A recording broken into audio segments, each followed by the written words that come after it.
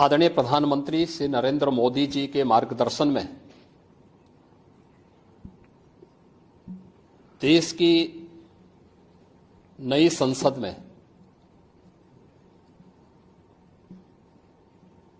माननीय वित्त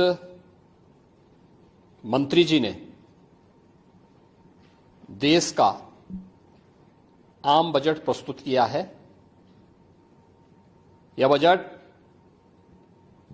सर्वस्पर्शी, सर्वसमावेशी, विकासोन्मुख 140 करोड़ भारतवासियों की आशा, आकांक्षा और अमृत काल के संकल्पों को पूरा करने वाला सिद्ध होगा। आम बजट 2024-25 आत्मनिर्भर एवं विकसित भारत के निर्माण का एक आर्थिक दस्तावेज है। इस आम बजट में अंत्योदय की पावन भावना, विकास की असीम संभावना और नवोन्मेष की नवदृष्टि है। इस आम बजट में अन्नदाता किसानों की समृद्धि के लिए 1,52,000 करोड़ रुपए, कृषि और सहायक सेक्टर के लिए,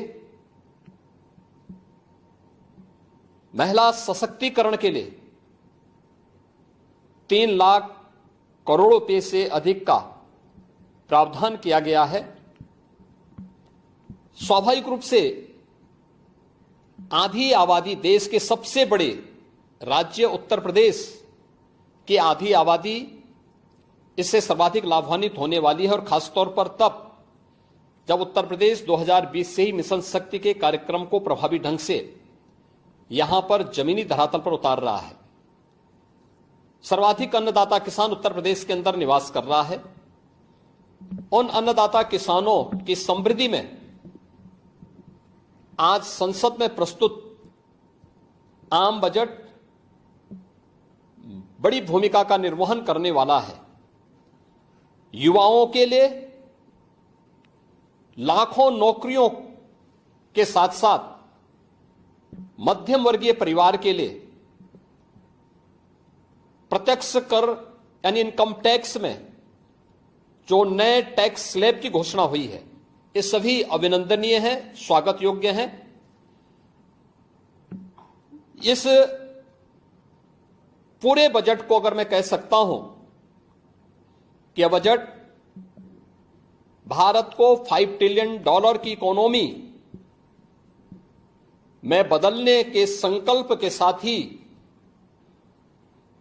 दुनिया के ग्रोथ इंजन के रूप में भारत की भूमिका को और विकसित भारत की संकल्पना को साकार करने का एक आर्थिक दस्तावेज के रूप में यह देश की संसद में प्रस्तुत किया गया है। इस 140 करोड़ जनता जनार्दन के लिए समर्पित, उनकी आशा, उनकी आकांक्षा और अमृत काल के संकल्पों को पूरा करने वाले इस बजट के लिए मैं आदरणीय प्रधानमंत्री जी के प्रति आभार व्यक्त करता हूं। माननीय केंद्रीय वित्त मंत्री माननीय श्रीमती निर्मला सीतारमण जी को और उनकी पूरी टीम का मैं अभिनंदन करता हूं। मध्यम वर्ग को राहत देने के लिए आम बजट में जो उपाय किए गए उसको लेकर क्या कहना है? देखिए, मध्यम वर्गीय परिवार में टैक्स के बारे में सबसे बड़ी छूट आज उपलब्ध हुई है, और यह लंबे वर्ष समय से यह मांग चली आ रही थी। 3 लाख तक के प्रत्यक्ष कर यानी इनकम टैक्स में कोई भी टैक्स नहीं लगेगा। इसके साथ साथ अन्य जो स्लैब भी दिए गए हैं वे काफी राहत भरे हैं। अलग अलग सेक्टर के लिए जो प्रावधान किए गए हैं, गांव के लिए, गरीब के लिए, किसान के लिए, नौजवान के लिए, एमएसएमई सेक्टर के लिए, ये लाखों नौकरियों को क्रिएट इससे होगा। इंडस्ट्री के लिए जो प्रावधान किए गए हैं मुझे लगता है ये सभी स्वागत योग्य हैं और नौजवानों के लिए, समाज के हर तबके के लिए, महिला सशक्तिकरण के लिए, अन्नदाता किसानों के लिए, सभी तबके के लिए जो कुछ भी प्रावधान इसमें किया गया है, मैं कह सकता हूं कि यह राम राज्य की अवधारणा को साकार करने वाला एक सर्वस्पर्शी, सर्वसमावेशी और विकासोन्मुख बजट के रूप में यह मोदी 3 का यह पहला बजट जाना जाएगा। माननीय प्रधानमंत्री मोदी जी के नेतृत्व में तीसरी बार मोदी सरकार का जो बजट आज प्रस्तुत हुआ है वह बहुत शानदार है, बहुत जोरदार है। यह विकसित भारत की जहां नींव मजबूती से डालने का काम किया गया है, वहीं विश्व की तीसरी अर्थव्यवस्था के रूप में भारत को खड़ा करने का एक दूरदृष्टा जो नेतृत्व होता है, उसने इस बजट के माध्यम से आज संदेश देने का काम किया है। इस बजट में जहां एक तरफ 4 करोड़ रोजगार सृजित करने का ऐलान हुआ है, जहां 1 करोड़ युवाओं को इंटर्नशिप देने का ऐलान हुआ है, जहां 5 वर्ष तक प्रधानमंत्री गरीब कल्याण अन्न योजना का राशन वितरित करते रहने का ऐलान हुआ है,